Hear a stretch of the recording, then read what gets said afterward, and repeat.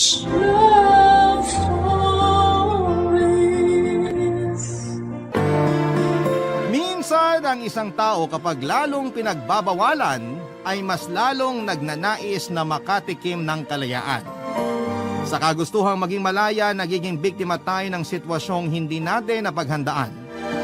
Ikaw kabarangay, anong pangyayari sa buhay mo ang hindi mo napaghandaan?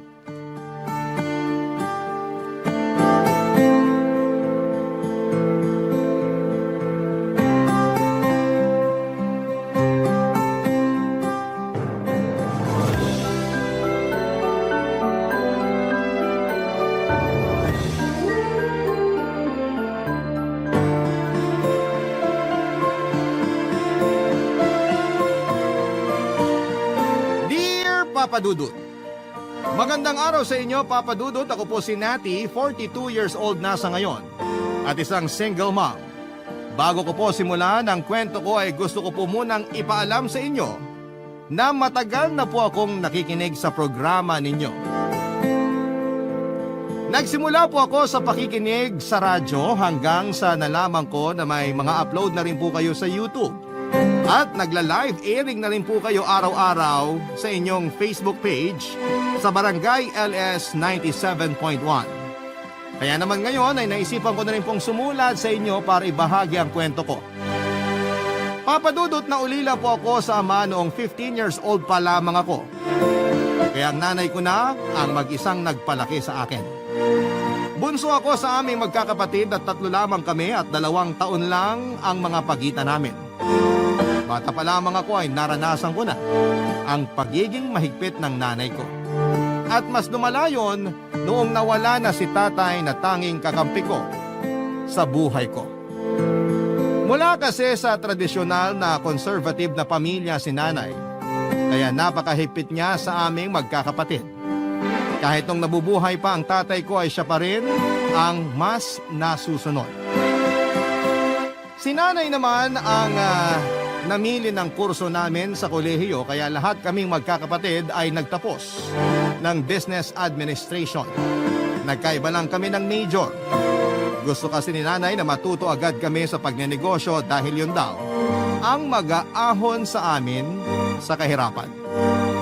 Hindi naman po kami yung masasabing talagang mayaman pero dahil madiskarte si nanay ay nabigyan niya kami ng magandang buhay kahit siya lang ang mag-isang nagtataguyod sa amin. Ginamit po ni nanay ang minana niyang lupa sa mga yumaon niyang magulang at yung perang naiwan ni tatay. Kasama na roon ang sariling ipon niya mula sa tindahan ng karne at bigasan sa palengke para maipagawa ang apartment niya na may 2 palapag. 6 unit na pinapaupahan namin. Yung 3 unit na nasa 2nd floor ay pinalagyan niya ng 3 double-deck bed para gawing bed space for rent. Marami rin kasing eskwelahan na malapit sa area namin kaya karamihan sa mga bed spacer doon ay mga estudyante. Papadudot kahit sa mga nakakarelasyon namin ay kontrolado rin ni nanay. Hindi sapat sa kanya yung may maayos na trabaho lang. Mas gusto niya yung masasabing successful na sa buhay o di kaya ay galing sa may kayang pamilya ang mapapangasawa namin. Ang kaso'y taliwas sa inaasahan niyang naging first boyfriend ko. At kahit na hindi naman kami nagkatuluyan, parang buong buhay ko nang dinala ang pagkakamaling yon, Papa Dudut.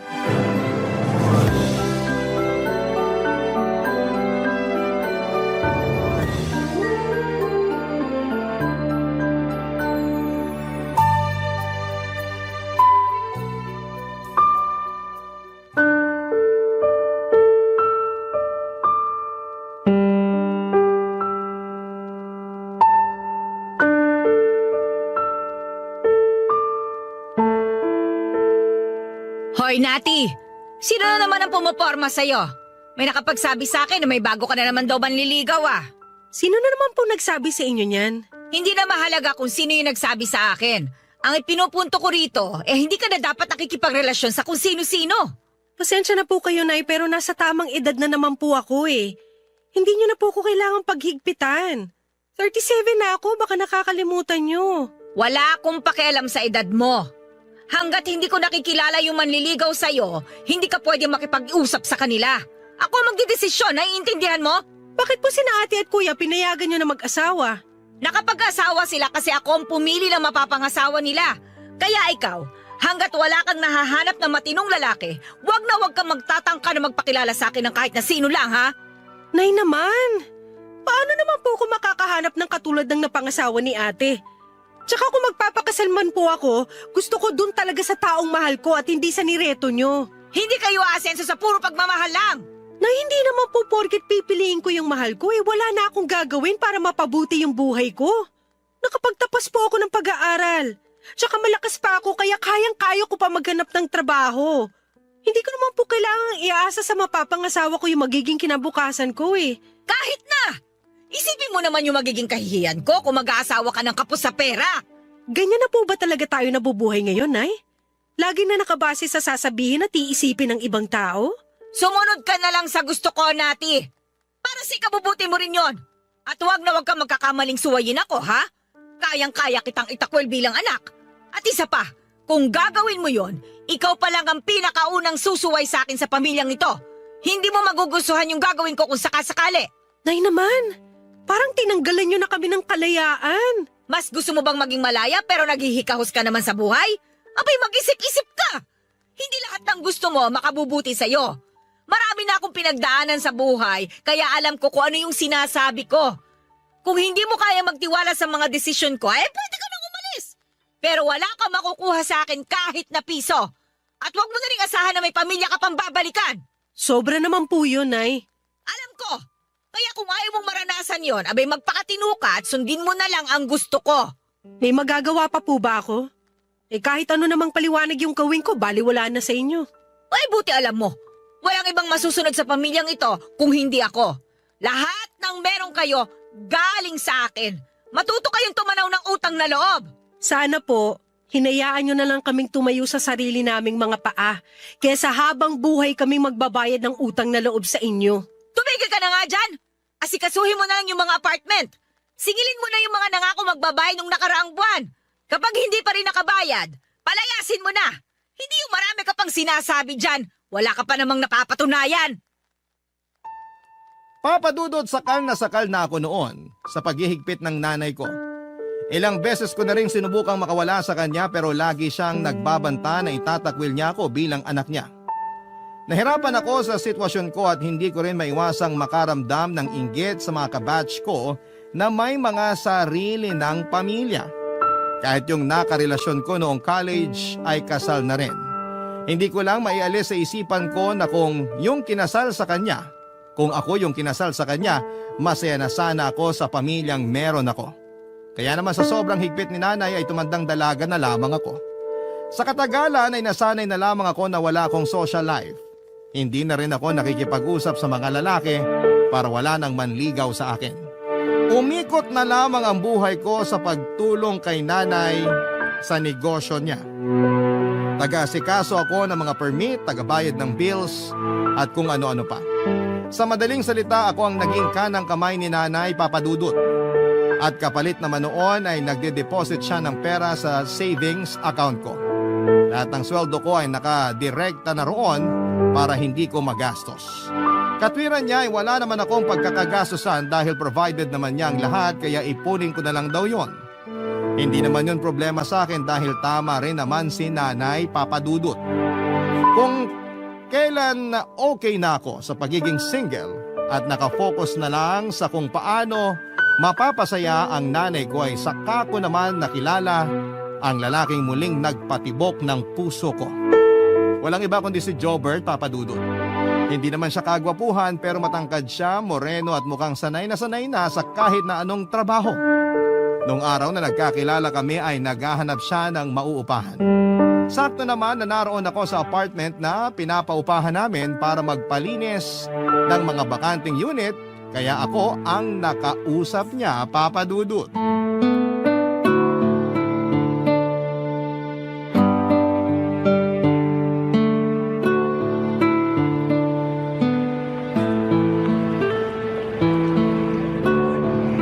Excuse me po, Miss, nangungupahan ka rin ba rito? May tatanong lang sana ako. Ano yung itatanong mo? May bakante pa kaya dyan? Isang buong kwarto ba o bed space lang? Bed space lang. May bakante pa ron sa pinakadulong kwarto. 2 pa yung bakante. Kung gusto mo sa'yo na yung isa. Buti na lang meron dito. Kanina pa kasi ako naghahanap ng mauupahan. May mga nakita naman ako pero masyadong mahal. Bed space lang kasi kaya ng budget ko eh. Magkano ba renta ng mga bed spacer dito?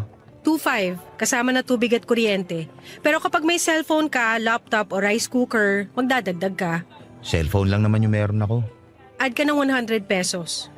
Ganun pala rito. Bakit? Namamahalan ka ba sa 100 pesos? Hindi naman. Hindi ko lang inaasahan yung kailangan magdagdag pag may gamit. First time mo maging bed spacer, no? Oo. Galing pa kasi ako ng probinsya. Nagpunta lang ako rito para magtrabaho. Kasama ko nga sana mga tropa ko pero iniwan nila ako eh. Bakit ka naman nila iniwan? Hindi sila natanggap doon sa pinag-a-applyan namin. Yun naman pala eh. Dapat intindihin mo rin sila. Ano pa nga naman ang gagawin nila rito kung wala naman silang trabaho? Hindi pa naman sila bumabalik sa probinsya namin. Magkakasama lang sila naghahanap ng trabaho. Saka matira-matibay na lang talaga kami nito. Bakit naman? Hindi rin kasi ako sigurado kung tatagal ako rito. Kada galaw, kailangan ng pera. Lahat kailangan bilhin. Hindi kagaya doon sa amin sa probinsya. Nasa paligid lang yung mga iluluto namin. Gano'n naman pala eh. Bakit pinili mo pa magtrabaho dito sa Maynila? Kailangan namin ng pera. Nakasangla yung lupa namin. Kaya pala. Magkano bang dala mong pera? 1 month advance, 1 month deposit kasi kami rito. 5,000 lang ang dala kong pera. Pero nabawasan na rin nung pinamasahin namin at ginastos sa pag-a-apply. Kung ganun, pang 1 month deposit na lang yung meron ka? Oo eh. Sana nga pwede yun dito. Kasi kung hindi, maghahanap pa ako ng iba. Pang ilan na ba to sa mga napagtanungan mo? Pang-5 na. Marami ka na palang napagtanungan. Baka gabihin ka na niyan. Pag minalas-malas, aabutin talaga ako ng gabi. At pag mas minalas pa, maghahanap na lang muna ako ng matutulugan sa tabi-tabi. Kakausapin ko na lang yung may-ari nitong paupahan. Pwede na siguro yung 1 month deposit. Basta pag sumahod ka na, ibigay mo yung 1 month advance ha. Kakilala mo ba yung may-ari? Hindi na mahalaga kung kakilala ko o hindi. Ang mahalaga, may matutuluyan ka na. Hintayin mo na lang na matapos yung paglilinis dun sa kwarto sa dulo. Tapos pwede ka nang pumasok dun. Eto nga pala yung bayad ko. Sigurado ko bang ikaw na bahala? Alam mo, pasalamat ka kasi ako yung natsyempohan mo. Hindi ka dapat basta-basta nag-aabot ng pera rito kahit mukha pang katiwa-tiwala yung kausap mo. Dapat manigurado ka muna. Maraming manloloko dito sa Maynila. Kahit saan naman, marami niyan eh. Pero ang gaan mo kasi kausap kaya alam kong mapagkakatiwalaan ka. Sambola ka pa. Hindi kita binobola, miss. Totoo yung sinasabi ko. Nati ang pangalan ko.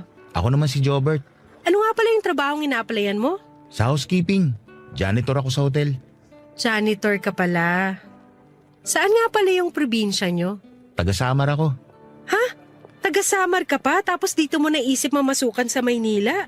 Inaya kasi ako ng mga kaibigan ko. Sabi, mas marami daw mapapasukan trabaho rito. Pero ang ending, iniwan ka naman nila. Nasaan na ba yung mga kaibigan mo ngayon?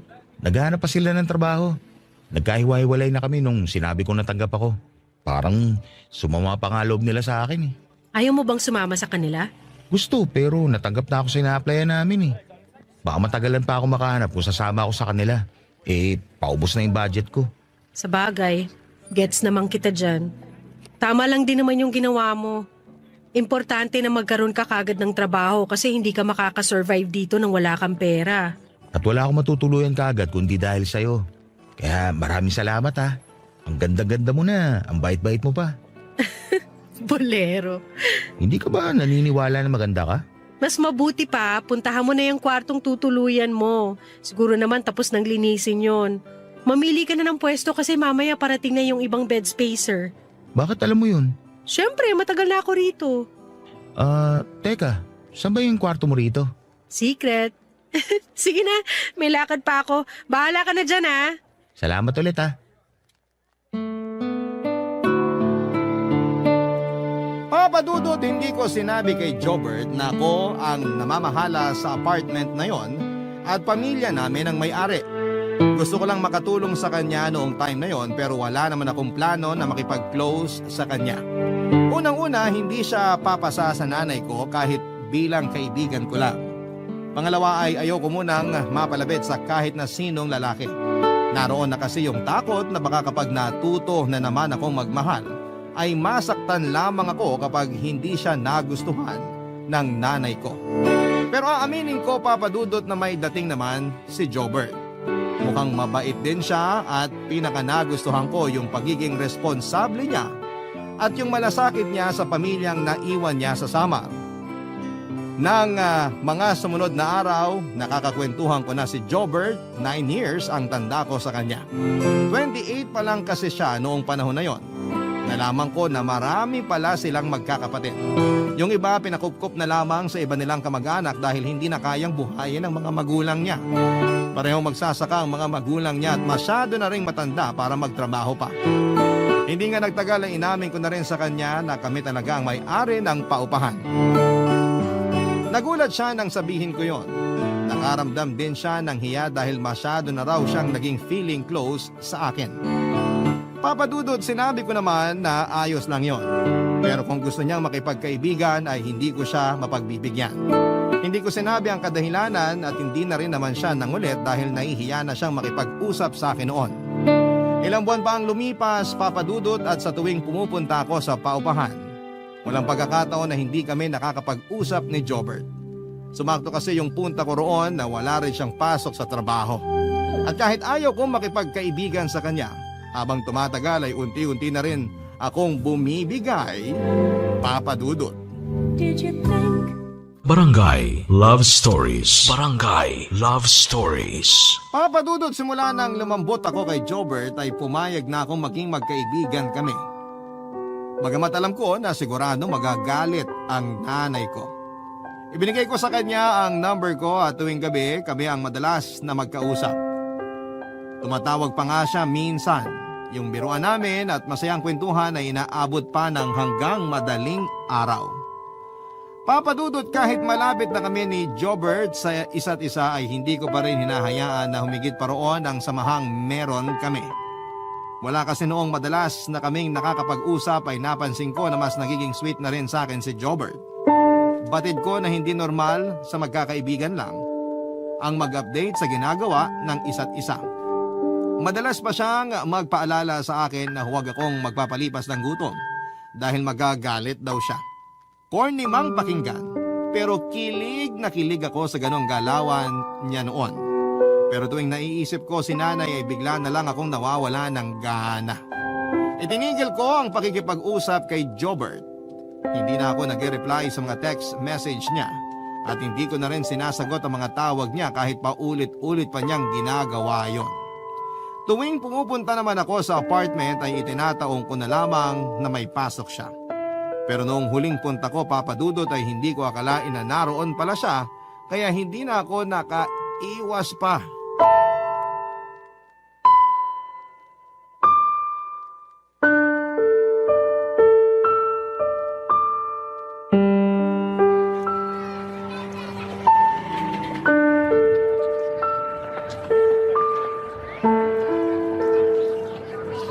Nati! Ano bang kailangan mo? Iniiwasan mo ba ako? Hindi kita iniiwasan. Ano bang pinagsasasabi mo dyan? Hindi ka na nagre-reply sa mga text ko. Pati tawag ko, hindi mo na rin sinasagot. Busy ako sa trabaho. Maraming pinapaasikaso sa akin si nanay. Kahit sa gabi, Pagod na ako ng ganong oras kaya hindi na ako nagsiselfone. hindi ako naniniwala. Iniiwasan mo lang talaga ako. Ano naman kung hindi ako sumasagot sa tawag mo o nagre-reply sa mga text mo? Wala naman akong obligasyon na gawin yon. Hindi mo ako girlfriend. Akala ko ba nagkakamabutihan na tayo? Huwag ka ngang assuming. Natuwa lang ako sa'yo noon kaya madalas tayo magkausap. Alam kong hindi ka nagsasabi ng totoo. Sinasabi mo lang yan para layuan na kita. Eh ano naman kung ganun nga? Sabi ko na nga ba eh. Inaasahan ko na rin naman na gagawin mo to nung nalaman ko na may kaya yung pamilya mo. Nakakahiya nga naman kung makikita ka nakikihalubilo sa isang janitor na kagaya ko. Walang kinalaman sa trabaho mo yung pag-iwas ko. Baka dahil sa itsura ko. Hindi rin. Eh ano? Sabihin mo naman sa akin kung bakit. Wala akong kailangang sabihin sa'yo. Bumalik ka na rin sa kwarto nyo. May lakad pa ako. Gusto kita, Nati.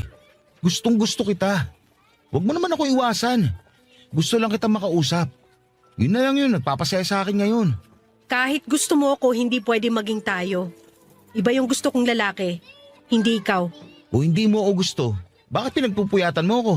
Bakit nakikipag-usap ka sa akin hanggang madaling araw? Imposibleng wala lang yun. Alam ko na may ibig sabihin lahat ng ginagawa mo, pero pinipigilan mo lang yung sarili mo. Tsaka kahit hindi mo aminin, alam ko na dahil yun sa estado ng buhay ko. Napakalit lang ng sweldo ko kumpara sa kinikita nyo. Baka nga iniisip mo pa na pera lang habol ko sa'yo kaya ako nagkakaganito eh. Hindi kita pinag-iisipan ng ganyan. Sabihin mo na lang kasi yung dahilan kung bakit mo ko iniiwasan. Hindi ka ba marunong umintindi? Hindi nga kita gusto. Hindi tayo pwede at mali lahat ng iniisip mo. Kung gusto mo magka-girlfriend, ibang babae na lang yung ligawan mo, wag na ako. Ikaw gusto ko eh. Kaya agad hindi mo sinasabi sa akin yung totoong dahilan ng pag-iwas mo, hindi ako titigil nati. Liligawan kita kahit ayaw mo. Pupuntahan kita sa inyo. Wag na wag mong gagawin yan. Bakit? Kinakaya mo ba talaga ako? Bakit pa paulit-ulit ka? Nakakairita ng pakinggan. Pasensya ka na. Gusto lang naman talaga kita makausap.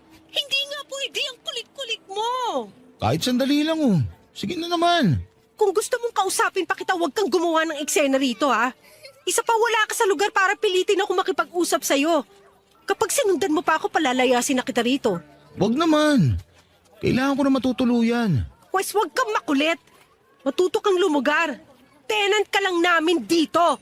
At wala tayong espesyal na ugnayan. Naiintindihan mo?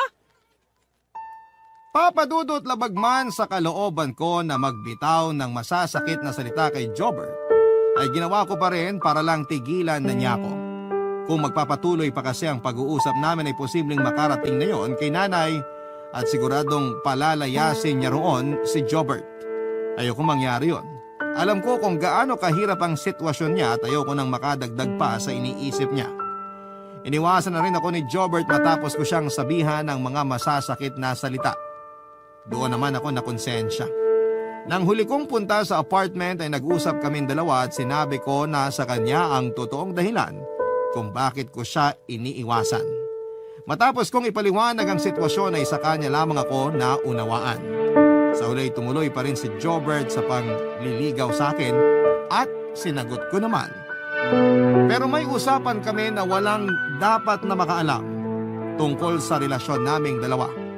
Tumagal ng ilang buwan ng relasyon namin ang hindi nalalaman ni nanay. Sobrang saya ko noon dahil naranasan ko yung meron nang nag-aalaga sa akin. Palaging nag-aalala at palagi akong pinapasaya. Natuto akong magpaganda ulit at magpa-sexy. Mula nung maging kami ni Jobert ay madalas akong pumupunta sa apartment. Nang minsan kasing may nangyari sa amin sa hotel pagkatapos naming mag-date ay doon ko naramdaman na parang bumata ako ng ilang taon.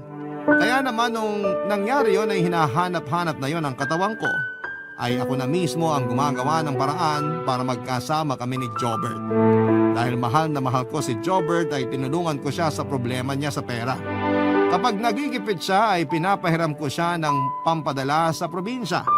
Hindi rin ako mahigpit sa kanya sa pagbabayad ng renta dahil ako na nga lang muna ang nagbabayad tuwing wala nang natitira sa sweldo niya.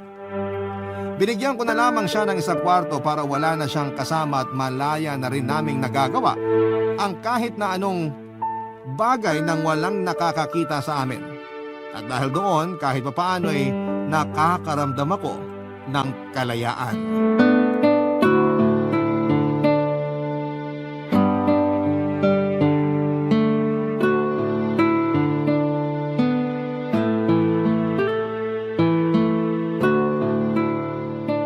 Mahal, kailangan ko nang umuwi.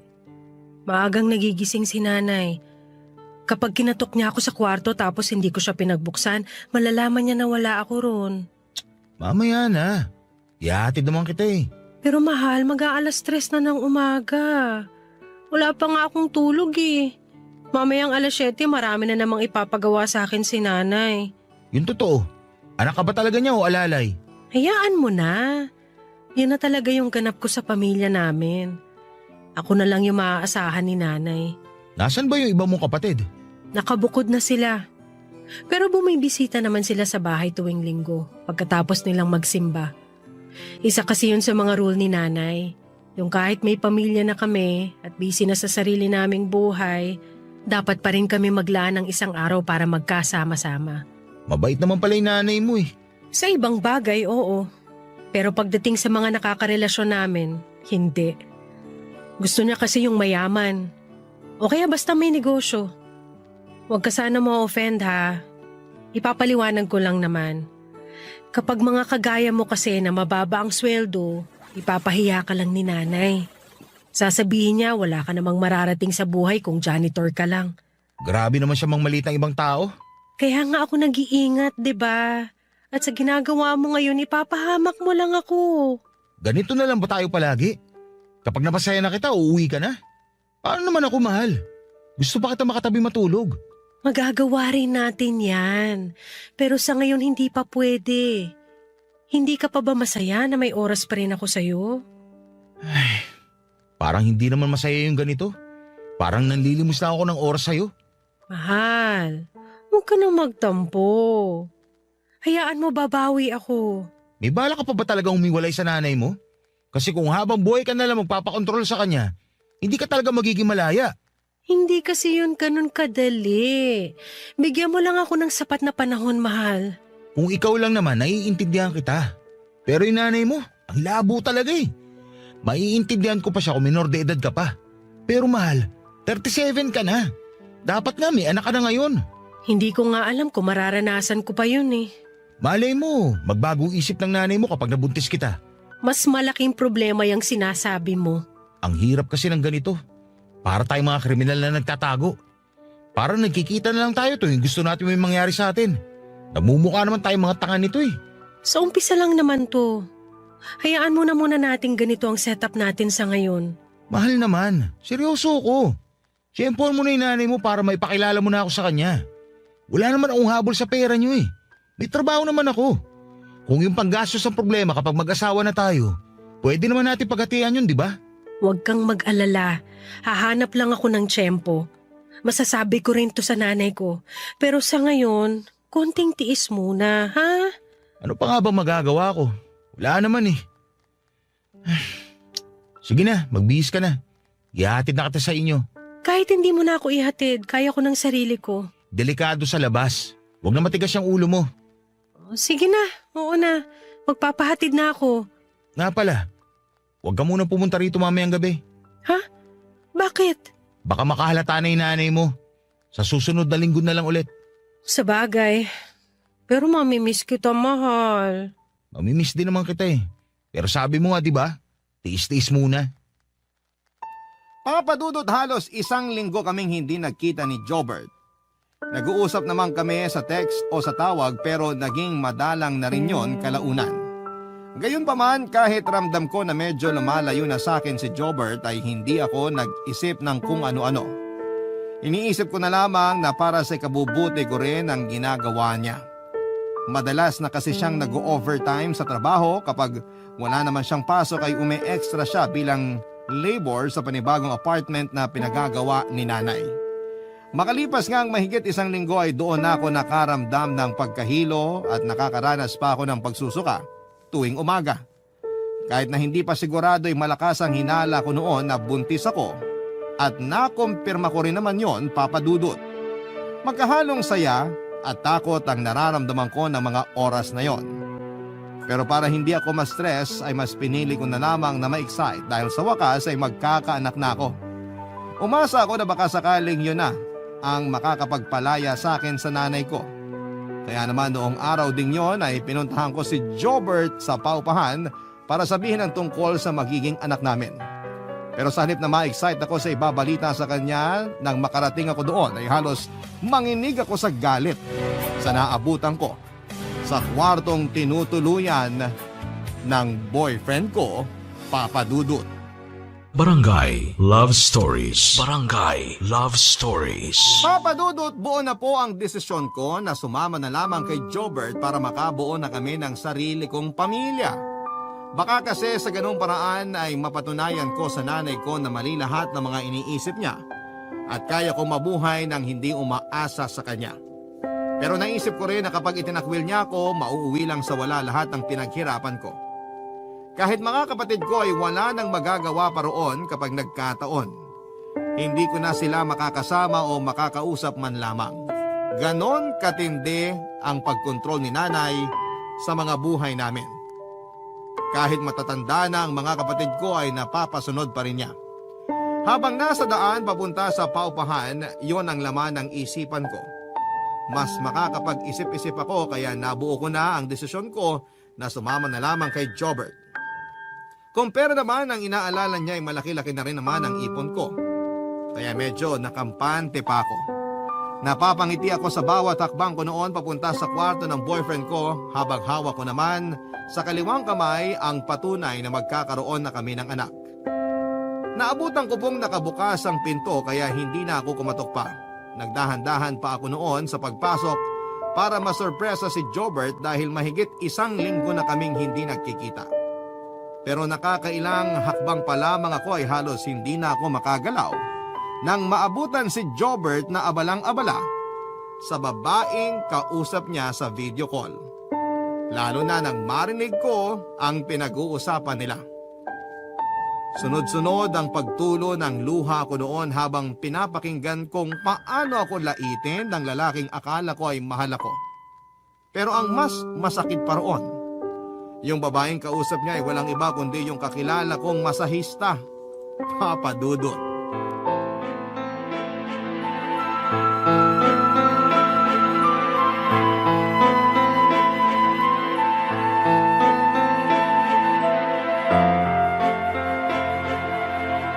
Uy! Mahal? Sino yung kausap mo? Kanina ka pa ba dyan? Oo! At dinig na dinig ko lahat ng pinag-usapan niyo ng babae mo! Mahal, hindi ko babae yun. Ikaw lang ang babae sa buhay ko. Huwag mo na ako lokohin! Narinig ko yung sinabi mo! Wala yun, mahal. Biruan lang yun. Tinawag mo akong matanda! Kung makapagkwento ka sa babaeng yun, parang diring-diri ka sa akin? Kung tawagin mo ako matanda, gano'n-gano'n na lang? Parang di ka nakikinabang sa akin ah! Hindi naman ikaw yung pinag-uusapan namin. Ano ka ba? Anong hindi? Narinig ko yung pangalan ko! Ano? Hindi ka na makapagsalita? Itatanggi mo pa? Hindi ako tanga, Jobert! Pasensya na. Pasensya na? Yun lang ang masasabi mo? Inonsulto mo yung buong pagkatao ko? Akala ko pa naman mahal mo talaga ako. Yung pala ginagamit mo lang din ako para makaluwag-luwag ka. Ginawa mo akong palabigasan. Wala na akong mapagpipilian. Gipit na ako noon. At nung nakilala kita, nakakita rin ako ng oportunidad. Kaya sinamantala ko na. Ang kapal na mukha mo! Hayop ka! Huwag ka nga sumigaw dyan. Nakakahiya sa ibang tenant dito. Mas nakakahiya ka! Pagkatapos kitang tulungan, nagawa mo akong lokohin! Mahanap ka na nga lang ng ipapalit sa akin sa isang masahista pa! Masarap ba siya magmasahe? Ha? Kaya ka bang dalhin sa langit? Oo! Masarap! Mas masarap siyang kasama. Mas bata. Hindi kagaya mo na malapit na mag-40. Pero kala mo teenager ka pa kung pagbawalan ng nanay mo. Sa tingin mo, may mararating ka kung sunod-sunura ka lang naman sa nanay mo mata pobre? At ikaw, sa tingin mo, may mararating ka sa pagiging mayabang na janitor? Kapal na mukha mo? Buti sana kung napakabuti mong tao eh. Bilib na sana ako sa'yo. Dahil sa mga kinuwento mo, pero sigurado ako na inimbento mo lang din lahat yon para makakuha ka ng pera sa akin! Kung sabihin ko nga na hindi totoo lahat ng yun, may mababago pa ba? Wala na, di ba? Hindi pa rin kita mahal at hindi pa rin kita magugustuhan. Hayop ka! Demonyo ka talaga! Hayop na kung hayop pero nakakasawa ka na. Matagal na ako nagtitiis sa'yo matanda ka. Akala mo ba? Nag-e-enjoy talaga ako tuwing pupunta ka rito gabi-gabi? Nagtitiis lang ako kasi kailangan ko ng pera. Pero ang totoo, sukang-suka na ako sa'yo. Kahit anong paganda pa yung gawin mo, amoy langis na panghilot ka. Wow! Parang luging-lugi ka pa sa akin ah! Ha! Para sabihin ko sa'yo, tinitiis ko lang pero amoy tulok ka, tanga! Hindi kita pinupuna kasi mahal kita. Pero ngayong alam ko na yung ugali mo, pareho lang pala sa pagkatao mo. Mabaho! Pati laway mo malansa! Mas malansa pa sa ihi ng kambing, buisit ka! Ang sakit mo magsalita. Masakit kasi totoo! Kung magkakasakitan lang din pala tayo, mas mabuti pa maghiwalay na tayo. Mas mabuti pa nga! Pero bago yun, magbalot-balot ka na ng mga gamit mo kasi palalayasin na kita rito! Ano? Bakit? Ano bang inaasahan mo? Patitirahin pa rin kita rito pagkatapos sa ginawa mo? Bobo ka ba? Kapal mo naman! Ako nagbabayad ng renta mo! Kaya paalisin kita rito! dito kung kailan ko gusto! Magbabayad naman ako eh. Kahit maging bed spacer na lang. Wala! Anong bed spacer? Nakuha mo pang mamili! Malis ka na! Bilisan mo mag-empake ng mga gamit mo! Pauupahan ko agad tong kwarto! Baka naman pwedeng bigyan mo pa ako kahit 1 buwan lang. Ano to, gaguhan? Ha? Humihirit ka pa talaga ng 1 buwan? Kapal talaga ng apag mong kumag ka? Wala! Hindi na ako maaawa sa isang oportunista kagaya mo! Umalis ka na rito! Dati naman. Kahit isang... Kung ka tumira sa babae mo! Wala ka ng lugar dito!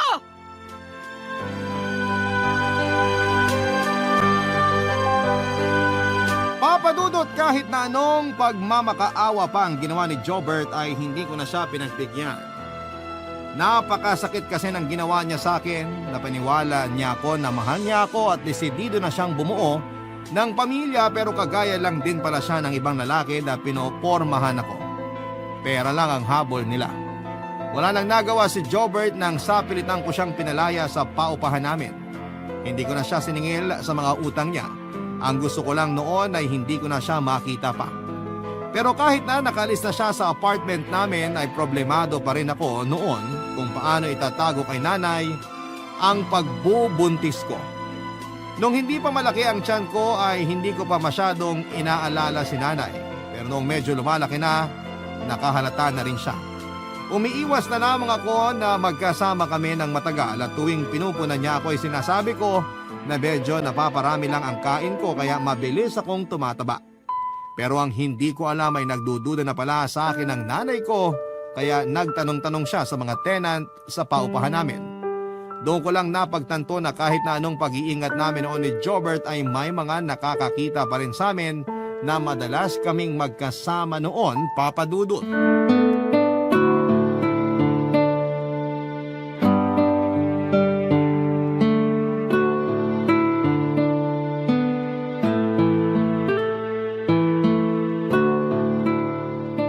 Nati, napapansin ko talaga na parang nagkakalaman ka ah. Napaparami lang po ang kain, Nay. Nung nakaraan niyo pa po pinupuna tong katawang ko. O akala ko ba'y nagda-diet ka? Puro paganda at pa-sexy ka nga nitong nakaraan tapos biglang nagpapataba ka ngayon? Parang hindi naman yata ka panipaniwala.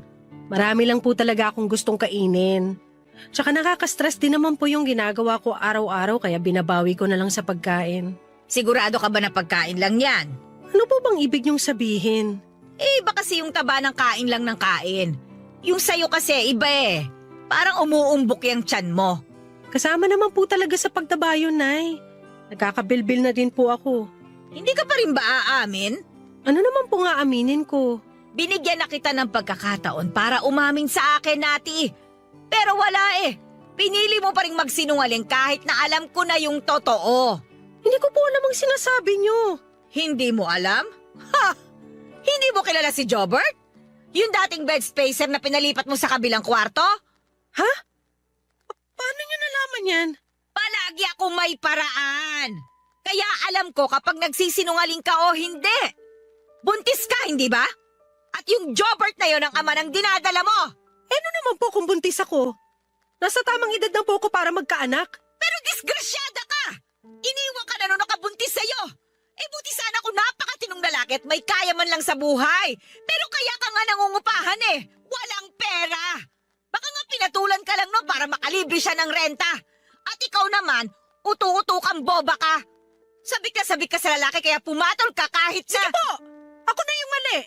Pasensya na po kayo pero tama pa yung sinasabi nyo. Sabik na sabik ako sa lalaki. Gustong gusto ko na magkaasawa at magkaroon ng sariling pamilya para makalaya na sa inyo. Nakakasakal na kayo eh. Kaya pumatol ka sa isang patay gutom at mukhang pera? Baka gusto niyo na rin pong idagdag yung manloloko at manggagamit. Sabihin niyo na po lahat. Ipamukha niyo pa na nagkamali ako. Ipamukha niyo na wala na akong ginawang tama buong buhay ko. At sa huli, tama pa rin kayo. Palagi na lang akong mali sa paningin niyo. Kita mo na? Kaya kita pinaghihigpitan kasi alam ko na hindi lahat ng lalaki ay mapagkakatiwalaan. O, tingnan mo yung pinatulan mo. Binuntis ka lang pero iniwan ka rin. Kung kailan ka naman tumanda ha, tsaka ka pa naman mas lalong naging tanga sa pagpili ng mapapangasawa. Wala na po ako magagawa, Nay. Ginamit niya lang ako. Kasalanan ko na nagpaloko ako sa kanya. Akala ko mahal niya ako. Pero mas pinili niyang sumama dun sa masahista niya. At ikaw rin yung nagpapapunta ng masahista sa kwarto niya. Hindi ba? Oo, di kasalanan mo nga talaga. Kung nakinig ka lang sana sa akin, hindi mangyayari sa'yo yan. Sorry po, Nay. Nagkamali po ako. Sana nga po nakinig na lang ako sa inyo. Ano bang plano mo? Gusto mo bang ipalaglag yung bata? Nay, wala po siyang kasalanan. Hindi siya dapat madamay sa mga maling desisyon ko sa buhay. Palalakihin ko po siya na maayos kahit wala siyang ama. Ikaw ang bahala. Basta kargo mo yan. Magsikap ka para matustusan mo yung pangangailangan ng anak mo. Opo, Nay. Ako na pang bahala sa anak ko. Wala na naman tayong magagawa Naandyan na yan. Hindi naman ako kampon ni Satanas para utusan kang ipalaglag yung ipinagbubuntis mo. May nagawa ka pa rin namang tama kahit papano. Hindi ka nagmakaawa sa lalaking yun at pinalayas mo siya. Sapat na yun. At dapat, hanggang doon na lang ang relasyon ninyo, ha? Mabubuhay ka kahit walang lalaki sa buhay mo. Tingnan mo ako. Hanggang ngayon, maayos naman ako kahit wala akong asawa. Hindi ba? Kaya magpakatatag ka. Kailangan ka ng anak mo.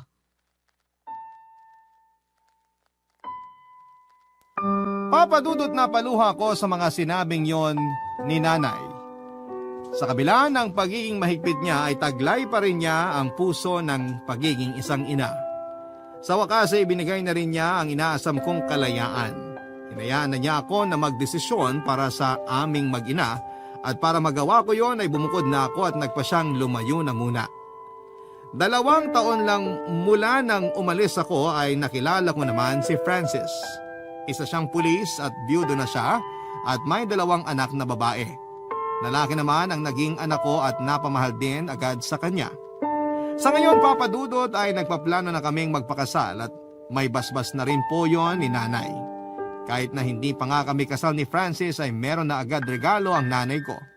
Napaluhan na lamang ako nung malaman ko na ililipat na sa akin ang titulo ng paupahan namin, Papa Dudut.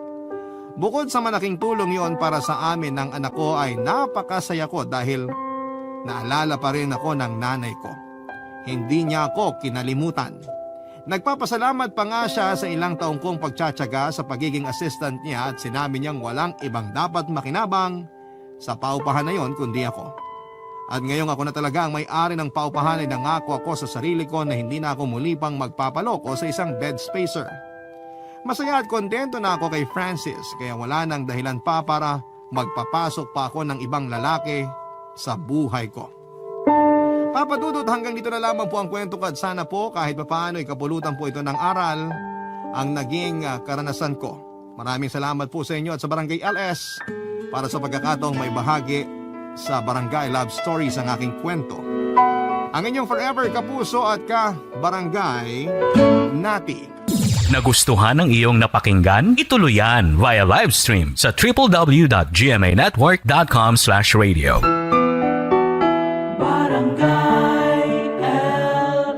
In Mega Manila, 97.1. Forever.